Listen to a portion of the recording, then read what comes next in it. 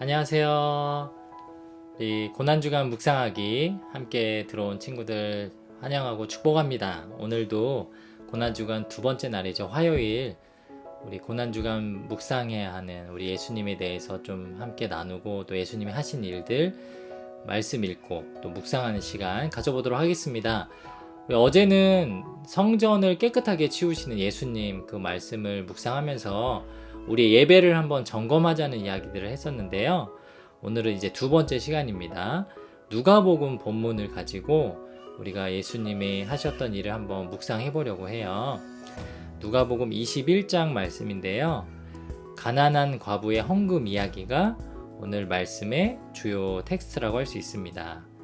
사실 이 누가복음 21장은 누가복음 21장 1절부터 해서 새로운 단락이 시작되는 게 아니고 그 전에 말씀하셨던 20장에서 이어오는 그런 말씀이라고 볼 수 있습니다. 어제 말씀드린 거는 예수님이 예루살렘 성에 입성하시자마자 처음에 성전에 가셨다고 했죠. 시간적으로 보자면 그 연장선상에서 지금 예수님이 성전에서 대화하고 말씀하고자 하는 것들을 그 장면들을 우리 누가복음에서 이어서 볼 수가 있습니다. 누가복음 21장 1절부터 4절까지의 말씀을 보면 예수님이 성전에서 이런저런 이야기를 하시다가 헌금을 하는 한 부자들과 또 과부의 모습을 보시고 제자들에게 어떤 이야기를 해주십니다. 오늘 말씀 누가복음 21장 말씀을 먼저 한번 볼게요. 21장 1절부터 보면요. 예수께서 눈을 들어 부자들이 헌금함에 헌금 넣는 것을 보시고 또 어떤 가난한 과부가 2렙돈 넣는 것을 보시고 이르시되 내가 참으로 너희에게 말하노니 이 가난한 과부가 다른 모든 사람보다 많이 넣었도다. 저들은 그 풍족한 중에서 헌금을 넣었거니와 이 과부는 가난한 중에서 자기가 가지고 있는 생활비 전부를 넣었느니라 하시니라. 아멘. 네, 오늘 예수님께서 성전에서 사람들이 헌금하는 모습을 보고 계셨습니다. 그리고 본문에는 특별히 부자들이 헌금에 넣는 모습을 보고 계셨고 또 상대적으로 가난한 한 과부, 이름은 모르겠어요. 어떤 여자인지 정확하게 설명은 나오진 않지만 과부였다고 이야기하고 그가 2렙돈을 넣었다라고 해서 부자들하고는 대조적으로 어떤 금액을 정확하게 말씀을 하고 있습니다. 그 당시 예루살렘 성전에는요, 여인의 뜰이라고 해서 예전에 처음 성전, 솔로몬 성전 때부터 지어진 헌금함을 그 성전 안에 만들어 놨었습니다. 역사가들에 의하면은 그 당시 성전 안에 헌금하는 곳이 13곳이 있었다라고 해요. 그래서 성전세를 넣는 헌금함이 따로 있었고 그 당시 유대 사회에서는 성전세를 걷었거든요. 어제 말씀드린 대로 예루살렘 성전이 계속 건축하고 있는 과정 가운데 있었기 때문에 어마어마한 금액이 필요했습니다. 그래서 대대적으로 모든 시민들에게 세금을 걷었죠. 자, 반면에 또 다른 헌금함들 한 6개 정도는 개인적인 하나님께 그냥 드리거나 성전을 위해서 드리거나 하는 그런 자유롭게 드리는 헌금함이 있었습니다. 아마도 말씀을 읽어보면서 또 이 여인이 과부고 가난했다라는 것을 가정했을 때는 이 성전에서 의무적으로 내야 하는 성전세를 냈을 거라고 추측할 수도 있지만 반면에 어떤 사연을 가지고 그 자유롭게 드리는 헌금함에 헌금했다라고 추측할 수 있어요. 왜냐하면 예수님께서 그 여인에게 여인이 헌금한 것을 보시고 그는 그가 가지고 있는 생활비 전부를 드렸다라고 직설적으로 설명을 해주시거든요. 이렇게 강조하는 이유가 있었다라는 것이죠.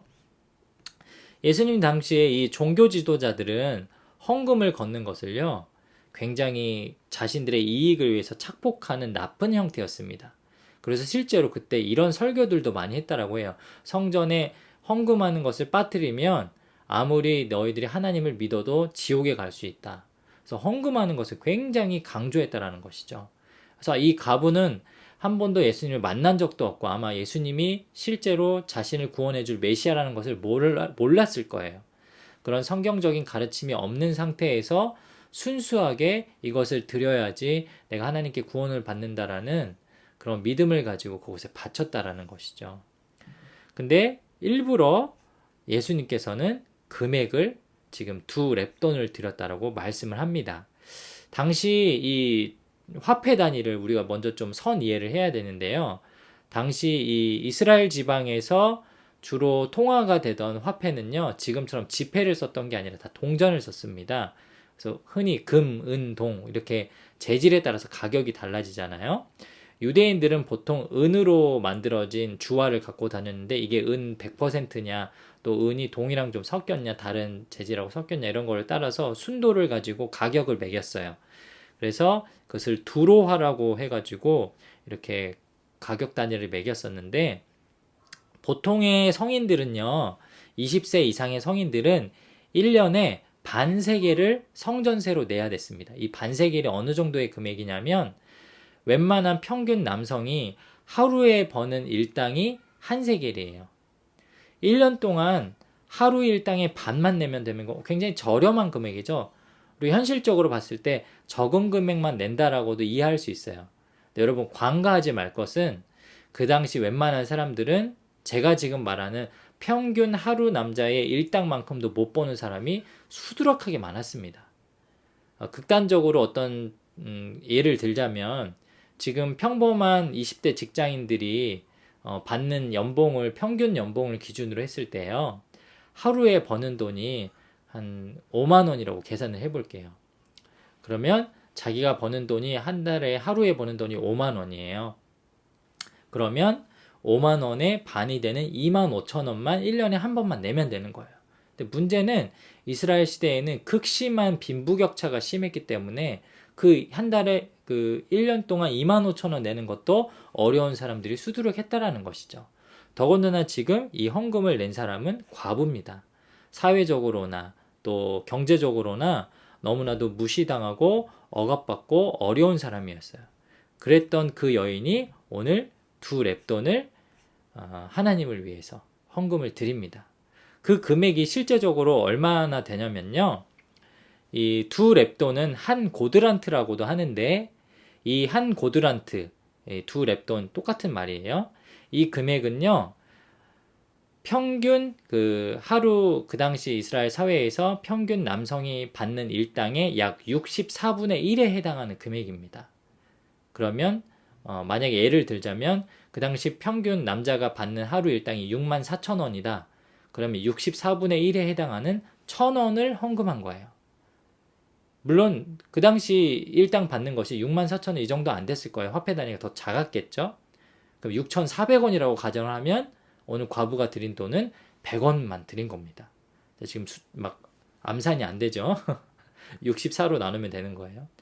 무슨 말 하고 싶은 거냐면 1,000원을 드렸든 100원을 드렸든 우리가 지금 생각하기에도 아주 적은 금액인데요. 실제로는 100원보다 더 작은 화폐 단위였을 수도 있습니다.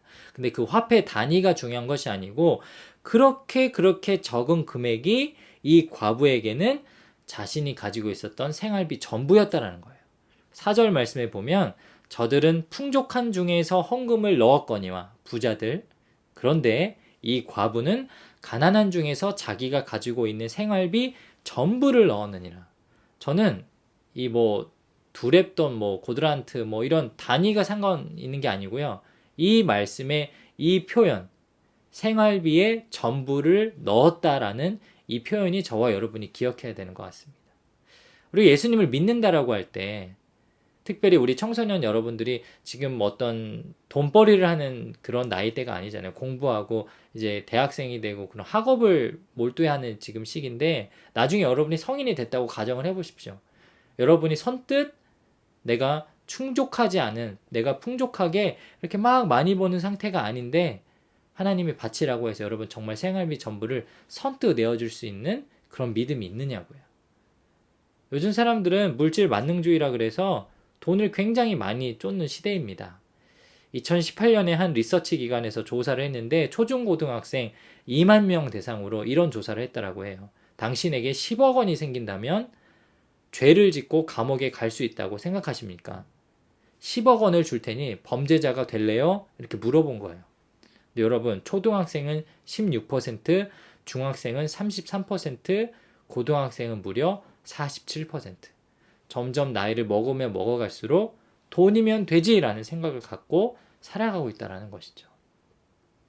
미안하지만 이 영상을 보는 여러분들 중에도 혹시 이런 생각을 갖고 있지 않나요? 그래, 10억 원? 그 정도면 뭐 어느 정도 범죄는 저지를 수 있지. 조금 형 살다가 나오면 될 거 아니야. 천만에요. 그거는 너무나도 위험한 생각이고 하나님 보시기에 범죄하는 말도 안 되는 일입니다.